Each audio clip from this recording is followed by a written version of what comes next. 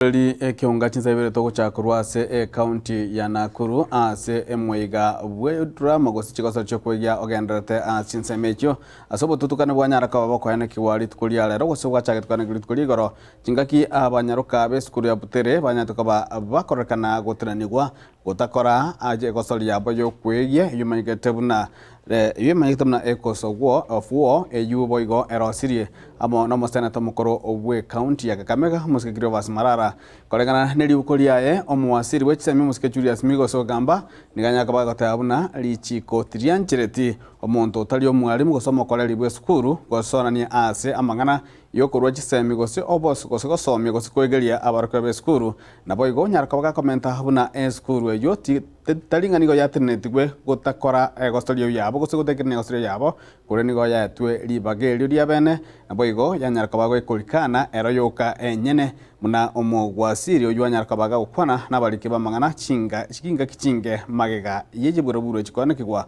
gose magega yabanyaruka be skuru eyo wesoke kurwase skuru eyo nago taikirania okoira gose ogokora egosolio yabo barobereti gokora.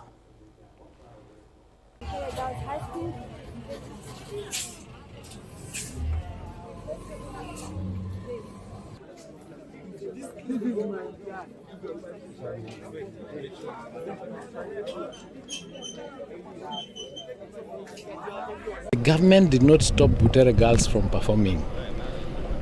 Can you rephrase that question? You are very aware that the students were allowed to perform at 8 o'clock.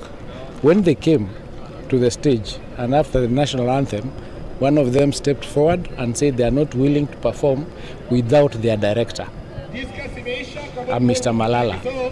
Mr. Malala is not a teacher in Butere, he's not a director in Butere, he's not a director of that play. So the students, of their own volition, decided not to participate.